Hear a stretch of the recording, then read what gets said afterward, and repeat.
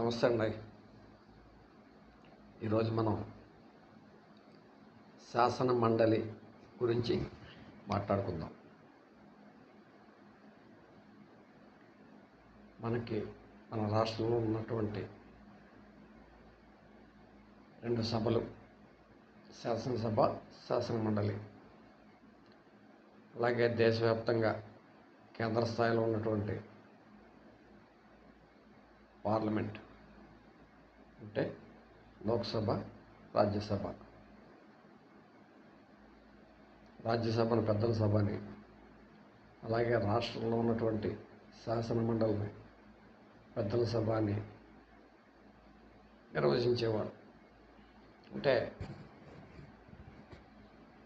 ప్రభుత్వంలో భాగస్వామ్యం కావడానికి మేధావులకు, పరిశోధకులకు ఒక విశిష్టమైనటువంటి గుర్తింపు కలిగినటువంటి వ్యక్తులు ప్రత్యక్ష ఎన్నికల్లో పాల్గొలేరు కాబట్టి వారి కోసం ఈ రెండు సభలు అంటే కేంద్ర స్థాయిలో రాజ్యసభ, రాష్ట్ర స్థాయిలో శాసనమండలి ఏర్పాటు చేశారని మనకు తెలుసు. అయితే అక్కడ రాజ్యసభలో కానీ ఇక్కడ శాసనమండలిలో కానీ విశిష్టమైనటువంటి వ్యక్తులు ఎవరు ప్రవేశించట్లేదని ఆరోపణలు ఉన్నాయి.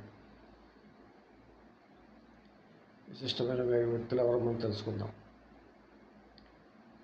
వివిధ వ్యాధుల మీద, శరీర తత్వశాస్త్రం మీద, శరీరం మీద, ఇంకా అనేకమైనటువంటి భౌతిక, రసాయనిక, జీవశాస్త్రాల్లోనూ, మానసిక శాస్త్రంలోనూ చక్కటి అధ్యయనాలు చేసి, చక్కటి పరిశోధనలు సమర్పించి ప్రపంచవ్యాప్తంగా గుర్తింపు పొందినటువంటి వ్యక్తులు.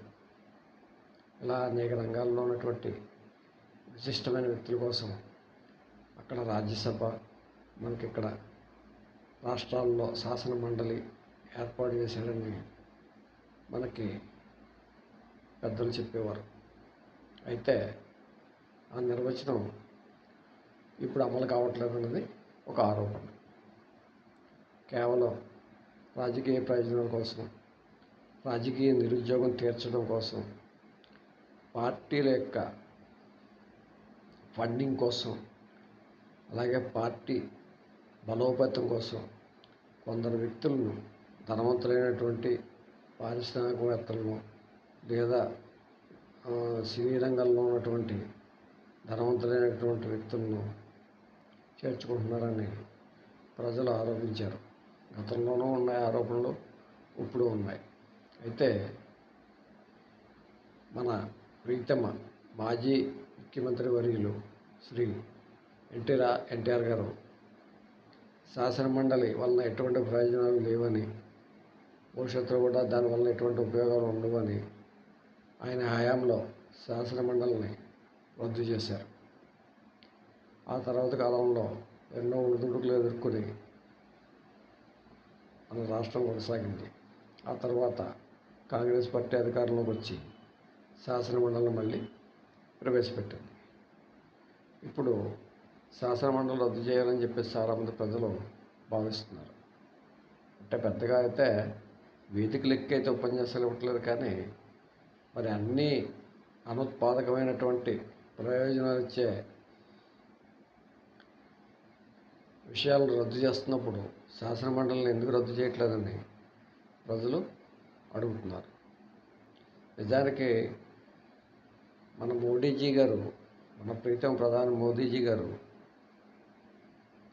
ఖర్చులు తగ్గించుకోవాలని చెప్పేసి అనేకమైనటువంటి పొదుపు చర్యలు తీసుకున్నారని మనకు వార్తలు వచ్చాయి. అయితే మన రాష్ట్రంలో కూడా కొందరు మంత్రులు, ఎమ్మెల్యేలు వారి యొక్క ప్రోటోకాల్ సౌకర్యాలని గణనీయంగా తగ్గించుకుని సైకిళ్ళ మీద వెళ్ళటం లేదా ఆటోల్లో వెళ్ళటం ఇలాంటివి మనం పత్రికల్లో చూసాం. కేవలం అలాంటి పొదుపు చర్యల వలన ఎటువంటి ప్రయోజనం పెద్దగా ఉండదు. మనకి శాసన మండలి రద్దు చేయాలని చెప్పేసి ప్రజలు ఎందుకు కోరుతున్నారో ఒకసారి చూద్దాం. శాసన మండలి ఏర్పాటు, భవనం, ఫర్నిచర్ అందుకు తగినటువంటి యంత్రాంగం ప్రభుత్వ యంత్రాంగం అన్నమాట. అందుకు తగినటువంటి విధి విధానాలు, ఆమోదాలు, బదిలీలు ఇలా ఎన్నో ప్రక్రియలతోటి ముడిపడి శాసనమండలి ఉంటుంది.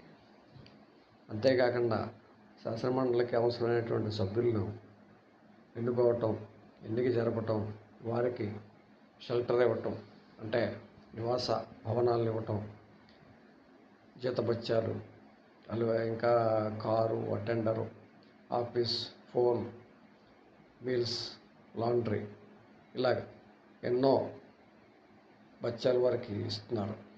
అలాగే శాసనమండలి నుంచి రిటైర్ అయిన తర్వాత పెన్షన్ కూడా ఇస్తున్నారు. అందువలన ప్రజలు ఇలాంటి అనుత్పాదక వ్యయం ఉండకూడదని చెప్పేసి అడుగుతున్నారు. అనుత్పాదక వ్యయం అంటే శాసనమండలి ఉన్నా లేకపోయినా కేవలం శాసనసభ ద్వారానే బిల్లుల్ని ఆమోదించవచ్చు, చర్చించవచ్చు అని చెప్పేసి మనం గతంలో ఎన్నోసార్లు విన్నాం, చూసాం. అదేవిధంగా ఇప్పుడు శాసనమండలి లేకపోయినా కూడా మనకు వచ్చిన నష్టం ఏమీ లేదని ప్రజలు భావించారు. కాబట్టి మనకి శాసనమండలి అవసరం ఉందా లేదా అనే విషయంలో చర్చలు జరిపి ప్రజాస్వామ్యయుతంగా, బహిరంగంగా, నైతికంగా ఖచ్చితమైనటువంటి చర్చలు జరగాలని, అలాగే శాసనమండలి రద్దు చేయాలని ప్రజలు కోరటంలో తప్పు లేదని నేను భావిస్తున్నాను. ఉంటాను.